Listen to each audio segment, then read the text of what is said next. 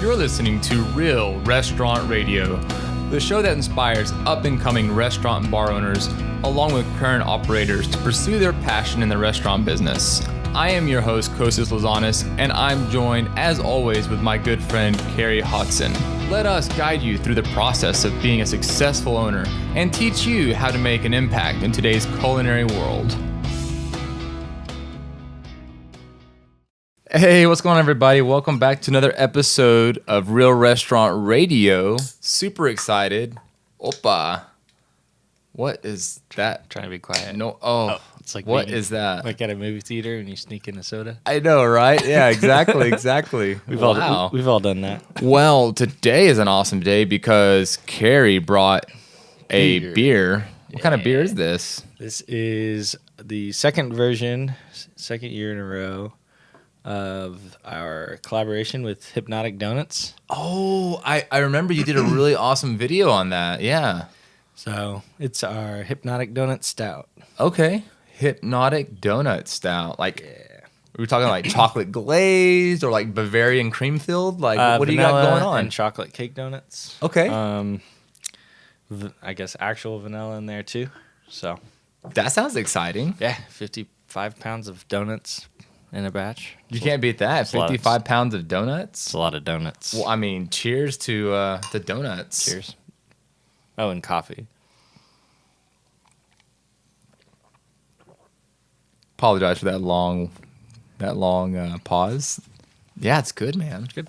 I like it. I know how you like it's the big stouts. Little lower carbonation than some of those stouts. Yeah, I don't know. It's a crowler fill, and I didn't fill it, so.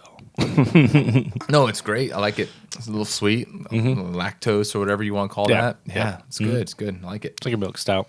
Yeah, I hate to drink it like in the Lakewood Temptress glass, but it's okay.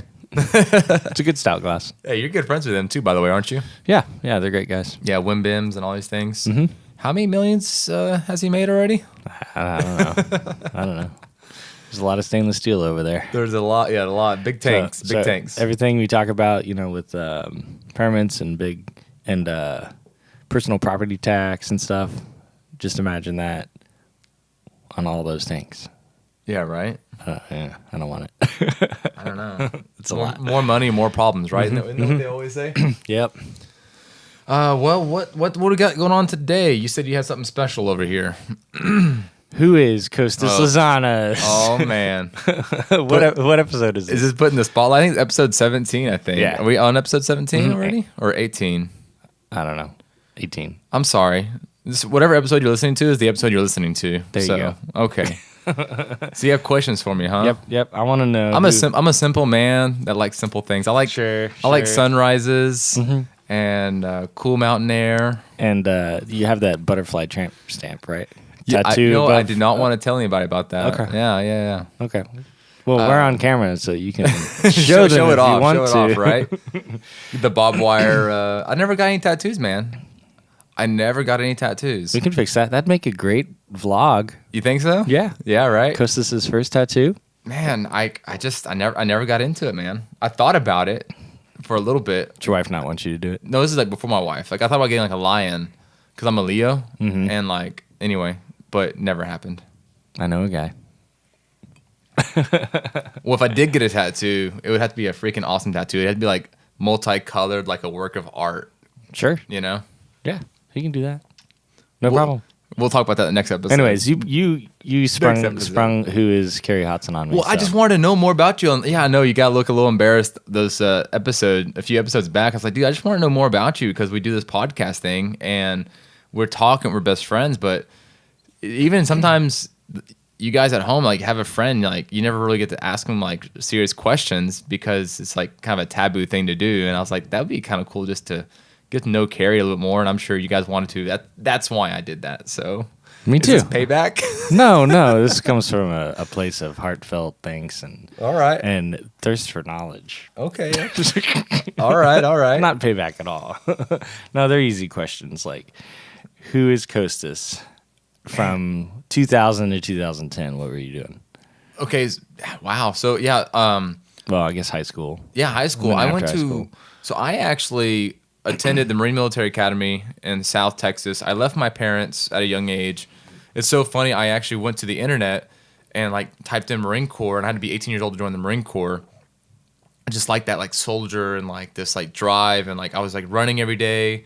There's actually a gym close by it was Bally's Hole Fitness. And I would actually run from here to Bally's Hole Fitness, work out, and then run all the way back home, listening to like Army cadences. There's like an Army Navy store on Northwest Highway close to our house. I'd go there, and anyway, I was really all like one too many Rambo movies at age 12, and I just wanted to be like this like perfect testosterone kicked in or something. This perfect soldier. And there's actually a movie with Kurt Russell called Soldier, and I just remember him like running in the front with like the flag, and then like there's like this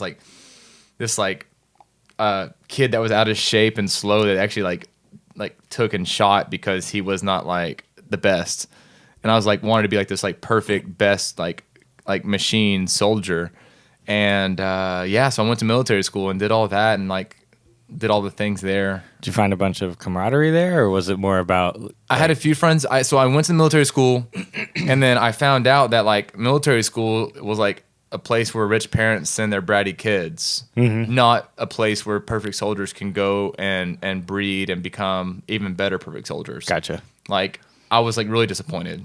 Okay. It's like for the kids to get fixed. It was like for the kids to get fixed. Some discipline. And I was looking it's to like you already had self-discipline. I was looking to like to hone my like resources. Like I was like learning. I wanted to like go to sniper school and like go parachuting and recon marine stuff. I didn't want to like. Did you ever enlist? I never did. So anyway, so that's when I was age 12. By age 17, I was actually jaded and said I didn't want to do anything to do with the military. Hey man, might have saved your life. Maybe, yeah, because I was like tired of babysitting all these kids, and now I'm babysitting a bunch of kids at the restaurant. But yeah, I was like, gave you some tools, maybe. It did, yeah. I mean, 100%. So I was like, and I actually dropped out of school my junior year of high school. I didn't go back my senior year. I was just. I did everything I needed to do, and I was like, I was just so fed up with it. I was like, I've already conquered this entire school. I don't need to go to school anymore. Wow. And I told my dad, I'm not going back to school anymore. Did you finish here or something? Yeah, like I looked online, and this is back in 2005, and there was like this like secret dark web that you can have access to find out what this thing was called dual credit, which I think everybody gets dual credit these days. Right, now it's standard. Now it's like, everybody in high school gets college credit. Right. But back in 2005... I don't know, are high schoolers getting smarter, or is college getting... If you want my opinion, I think that they're dumbing down everything. Like if you're in a regulars class, like that's a cakewalk. I'm like, well, why should that be a cakewalk? It should be regular, not a cakewalk. Anyway, hopefully they're specializing. Don't get me started creating on that. Opportunity and identifying like who's good at what. Maybe, but I just think that like you're in high school, just make it high school worthy, and then college worthy. But now they're like, well, high school actually is college, then college is actually masters. Because even in college, you can take like they have a diamond programs where you can take your dual credit undergraduate and masters. Sure. Anyway, you're frustrated with that. It sounds like very frustrated with it. Didn't want to get into that. I'm very frustrated with the education system. So is that why you got into the career in restaurant business? Yeah. So yeah. Anyway, so just real quick. So speeding up. I was like cadet of the month, cadet of the year, in charge of Alpha Company, which is like 80 cadets. And I was like, regulating the entire business there and learning about leadership and creating different, like I had sergeants that would work for me and they all had roles. So I was basically managing a 80-person company, and everyone had their own things from like doing laundry. Like we had a laundry NCO that I was in charge of. We had people that would go and cook food, like on mess hall duty, and so I had all these different things that I was in charge of, and it was really great having like learning that organization, structure. Sure. So, but yeah, I dropped. I was gonna. There's no leadership. There's not a whole lot of leadership, opportunities in standard high school. Yeah. You've got sports, and then I guess you have the elite class president stuff, right? Sure, which I guess like on the city level, it's a lot of that's like really more fluff type stuff, like the school president of your high school. Yeah, maybe. I don't know. They're not like telling, hey, you guys need to go here, you guys need to go there. They're just like, true. Hey, we're just gonna introduce. It's more political, I guess. Exactly. Than actually systems oriented, like doing laundry. Doing laundry. Yeah. So I Marine Military Academy. I left my junior year. Got dual credit. Went to Eastfield. Got dual credit there, and took the placement test to enroll there. And then that was a cakewalk. Like, drop your lowest test grade and replace it with your highest test grade. And physics was not math. It was just like a talking subject. Excuse me. See, I guess I should have went back. Maybe I should have paid more attention in English, college. speech. Yeah, speech class. So yeah, that was a cakewalk, 100%. College was, and I was getting ready to drop out of college, and the only reason why I went is because my dad's an entrepreneur, and I'm like, Dad, I don't need to go to college. This is stupid. Like, I'm gonna open up my own business. This is a waste of time and money, and that was me saying that at 19, and I have to agree with myself 10 years later. Like, I would rather have had the money. So waste of time and money for me. I don't know. There's some tools that I wish I had. I mean, all the tools I can find are at the library for free, so I don't know why I spent $20,000 a year going to college. That's my opinion on it. Like, why pay for something when you can get it for free? On YouTube? On YouTube. My opinion. Anyway. So going to culinary school, like, why are you going to culinary school? You want to open a restaurant, you're going to drop 40 grand on culinary school? Why don't you drop 40 grand on some mixed beverage permits? You listen to the last podcast. Get after it, okay. I mean, right? For some people. What's your opinion on that? Sure. I think it kind of depends on, I mean, I would say learn your hard knocks by working. You know, if you go to culinary school and then you get in the kitchen, you don't enjoy it, well, then it was a waste of time. Well, I would say don't go to culinary school. I would say go be a chef somewhere and get paid for your time. Mm-hmm. You know, go work at Olive Garden as a line cook and see if you don't like it, then yeah, stay out of the restaurant business. Right. I don't really know what they teach you in culinary school. I don't know either. They teach you the different parts of the knife and how to be like a classical chef. Nothing that you can't learn basically for free. So my whole thing is, why pay for something whenever that same product is for free? Mm-hmm. That's just my opinion. I don't know. That sounds stupid, I guess. I mean, some people have different motivations. And if they have a set schedule and they know they have to go to class and then you just need to quit listening to this podcast, because if you're going to open up and run your own business, your own restaurant, no one's going to hold your hand. Like, you got to be a self-starter and a self-motivator. Sure. Right? Yeah, but you have some foundational skills. Yeah. And I think you still built those before you opened. Yeah. By being a waiter and all those things. Right. So. Yeah. But yeah, that was college. So yeah, my dad did pay for college. I went to UTD. I got my business degree with the emphasis on entrepreneurship. Didn't learn anything, and then I worked my butt off through college and a little after college for 2 years, with the only like focus and drive to open up a restaurant. So all I was doing was saving money, working doubles every day. I guess like this like perfect soldier, like this machine, just focusing on trying to raise capital to open a restaurant. And it had to be a restaurant or a business of some sort. You know, I was so comfortable with the restaurant business, and I just fell in love with the restaurant business at such a young age, waiting tables in college, that's kind of all I knew. It was going to be a gym. Before that, I picked up a little hobby of bodybuilding when I was like in my late years of high school and early years of college. So I want to open up a gym. But then I was thinking, like, gyms are so hard because like the first thing that somebody cuts out of their budget is like going out to work, going to work out. Right. Like, even when people are poor, they still go to the bar and drink. Like, when they lose their job, they still go and pay for their beer. Or when they're winning and they're celebrating, they're still going out and ordering a dinner. So I felt like that would be a more successful business model, pursuing that versus like personal training. I don't know. I don't know what gym life. The failure rate of a gym is. I don't know. Like versus a restaurant. These CrossFit gyms are like killing it over here. I don't know. They're charging like $150 a month for memberships and stuff. I mean, they motivate people to work. Yeah. Yeah. So I'm happy. And they provide a community too. No mistakes. The only mistake I think I've made so far is, the only regret I have is maybe my niche. I think you answered my next question, which is how did you get your start and like why OPA? Yeah. I mean, that's the only thing. Like, I look at you as a brew pub and I'm like, dude, like, he's killing the game. And like, I get a little jealous because I work just as hard as so many other restaurants and so many other concepts. Like, I have a friend of mine that owns a a deli, not a deli, excuse me, like a 50s diner selling like basic chicken fried steak and basic like pancakes, and he's killing in the game. And I'm over here like making these intricate dishes, and everybody's like, oh, we don't know what Greek food is. So I feel like I've niched myself out of being wealthy.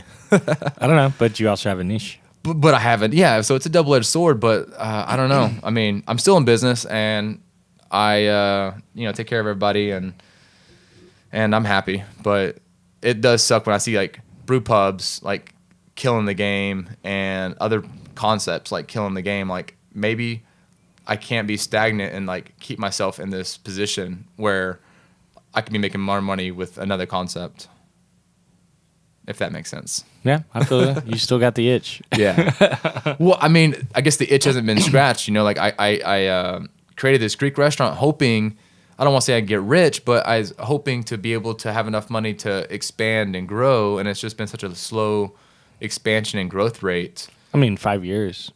Are you ready for the next thing? I mean, I am psychologically, but then, you have to put your money where your mouth's at. And it just takes so much money to make something so worthwhile. And I think it's human nature to like not move horizontally. You want to move vertically. So you don't want to get like another small location. You want to do something bigger and better type thing, whether you're buying a piece of commercial property. I know me and you talk about this all the time off the podcast, but it's like, dude, let's go look at a shopping center. Let's go look at a storage unit. There's so many opportunities out there. And I think I can speak for myself. This is the part where the hunger starts to fade and you start getting comfortable because you start having kids, you make a little bit more money than your average, 9-to-5 worker, and life is good. And it's so easy for 5 years to turn into 10 years. Mm-hmm. So that's why I'm all about like, dude, you gotta just stay on that hustle. Cause I think a lot of people's problem is they start spending more than they live outside their means, right? Well, that's and then you're always chasing yourself.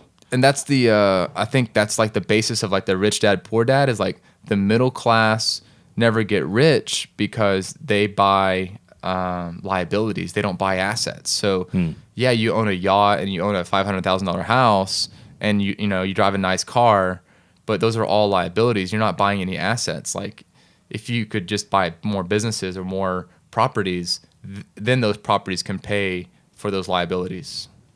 So that's kind of like where I'm at right now, is trying to like get on that level, get on that status. All right. So what's your greatest professional setback? Greatest professional setback? Yeah. Dude, like... Or that moment, I mean, probably not opening up with a bar. If you're asking me like, what's my biggest mistake with a restaurant? Sure. Yeah, I mean, I took over this little small restaurant. I worked at like this mom and pop restaurant. I guess even on a bigger level, before I dive into that, it's just like going back to what I just said earlier, is like maybe researching the concept, maybe researching the location. Maybe the Greek restaurant in Uptown or the Greek restaurant in Plano would have been more successful.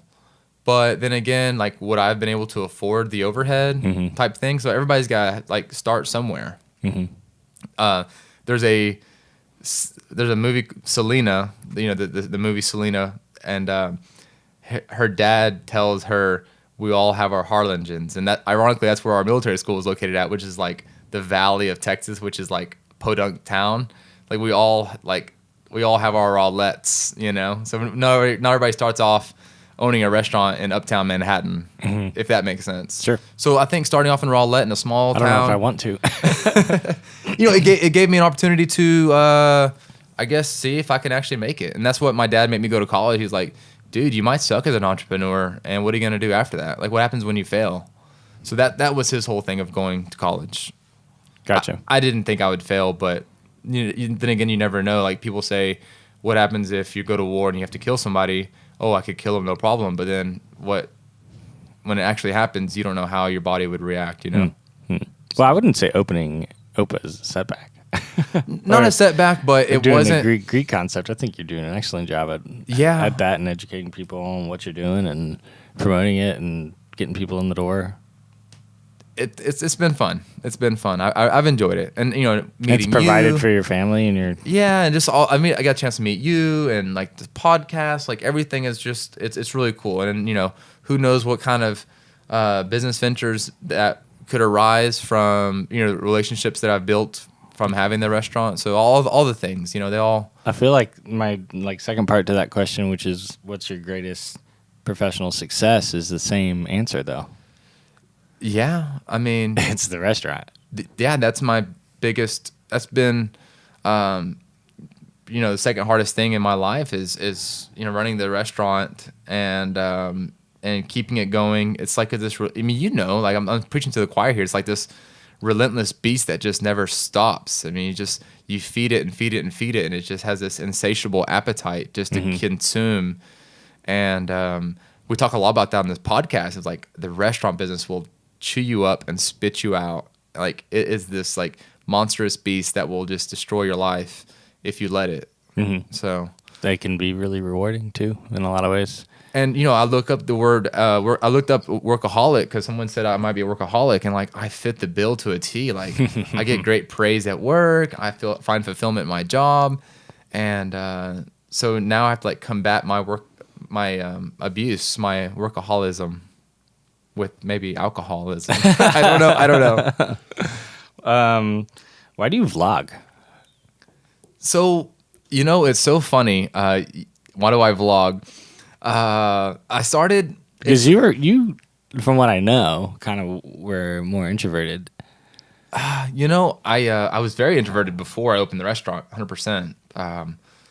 Before in high school, I was like 100% introverted. Like I had bad acne. My last name is Lozanis. They used to call me Lasagna. It was bad. I was very, very, very. I had zero. I went to all guys military school from age like 12 to 18, so I didn't even know how to talk to like a member of the opposite sex. And I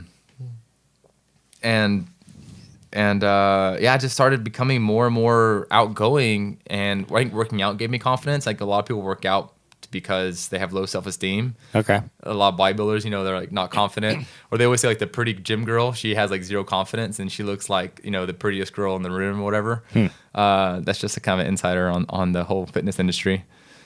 But yeah, as far as vlogging goes, so when I opened up the restaurant, like I immediately took on this role.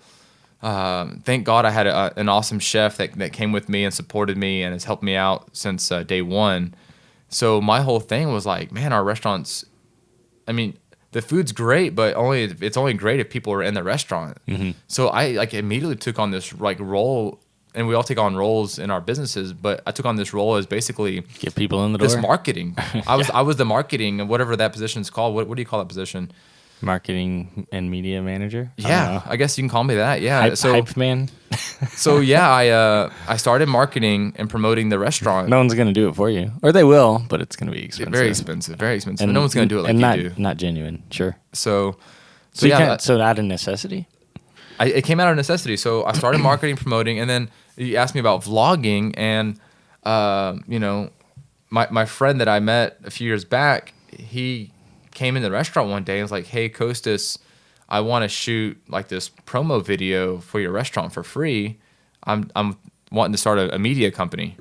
And our good friend Justin, and I was like, my mind was blown because I was trying to do all these things. I feel like I was like trying to do all the things that he was doing, but I just didn't know. Like I'm filming stuff on my iPhone. You found the format, and I'm like, that you liked. "Oh, this is called a camera." Like I didn't know that this camera. I didn't even know that camera existed or an external mic existed.